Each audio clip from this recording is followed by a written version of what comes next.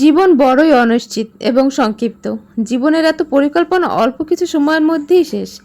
আমরা কেউ কখনো বলতে পারবো না আমাদের পরবর্তী সময়টা কেমন কাটবে। ঠিক এই মুহূর্তে দাঁড়িয়ে সামনের 5 সেকেন্ড পর কি হবে আপনি সেটাও বলতে পারবেন না। জীবন আসলেই খুব অনিশ্চিত, কখন কি হবে কেউ জানে না। আমরা যত পরিকল্পনাই করি না কেন, সময়ের স্রোত সব বদলে দিতে পারে এক মুহূর্তেই। সেটা আমাদের ভাবনার বাইরে। আবার এক মুহূর্তে সব কিছু ঠিকঠাক মনে হতে পারে, পরের মুহূর্তে হঠাৎ কোনো ঘটনা আমাদের পুরো জীবন পাল্টে দিতে পারে।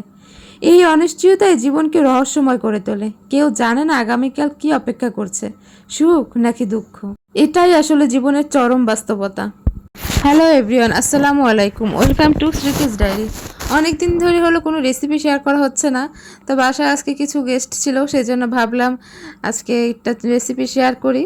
রেসিপি বলতে ওই চিকেন ফ্রাই, ফ্রেঞ্চ ফ্রাই, তা সেটা তো এতক্ষণে সবাই বুঝেই গেছেন।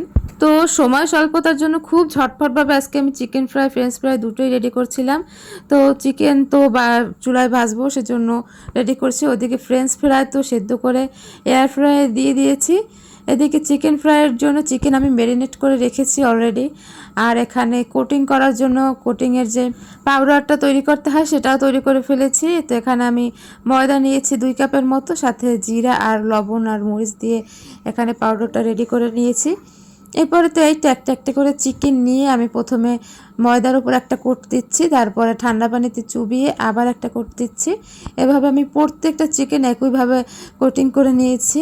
যেহেতু সময় স্বল্পতা ছিল সেহেতু আমি চিকেনগুলো খুব ছোট ছোট পিস করে নিয়েছি। ছোট ছোট পিস করলে চিকেন তাড়াতাড়ি সেদ্ধ হয়ে যাবে, সময় কম লাগবে। এই কোটিংটা আপনারা পানির বদলে এখানে বাটার মিল্ক ইউজ করা যায়, তো বাটার মিল্ক আমি ইউজ করিনি, আমি এখানে তাড়াতাড়ি করার জন্য ঠান্ডা পানি ব্যবহার করেছি। এই যে খুব তাড়াতাড়ি আমার সবগুলো কোটিং করা হয়ে গেছে। এবার গরম তেলের মধ্যে আমি এগুলো সব দিয়ে দিচ্ছি এক এক করে। তেলটা এখানে মিডিয়াম টু লো হিটের দিকে রাখলেই ভালো হবে প্রথম অবস্থায়, তাহলে চিকেনটা ভালোভাবে সিদ্ধ হবে। চিকেন রেডি হতে হতে এদিকে আমার ফ্রেঞ্চ ফ্রাই একেবারে রেডি। আমি উল্টে পাল্টে দিলাম, আরও 5 মিনিট পর হয়ে যাবে পুরোপুরি। এদিকে 10 মিনিট পর আমি এটা সুন্দরভাবে উল্টে দিচ্ছি যেন ভিতরটা খুব সুন্দরভাবে সিদ্ধ হয়ে যায়, এবং চিকেনও মোটামুটি সব সেদ্ধ হয়ে গেছে। আমি একসাথেই সব দিয়ে দিয়েছি, এই জন্য উল্টাপাল্টা করতে একটু কষ্ট হচ্ছে। এই যে ফ্রেঞ্চ ফ্রাই একেবারে রেডি, পুরো কুড়মুড়ে অবস্থা।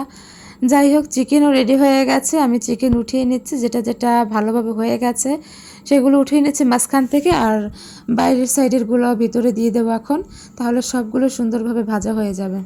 আমি কোনো কাজ করতে যেমন সময় লাগে, আবার তেমনি তাড়াহুড়োর সময় কোনো কাজ করতে আমার 5 মিনিটেও হয়ে যায়, খুব তাড়াহুড়ো করে করতে পারি। তো এই তো ছিল আজকের বিকেলের নাস্তা, সবগুলো চিকেন ফ্রাই রেডি।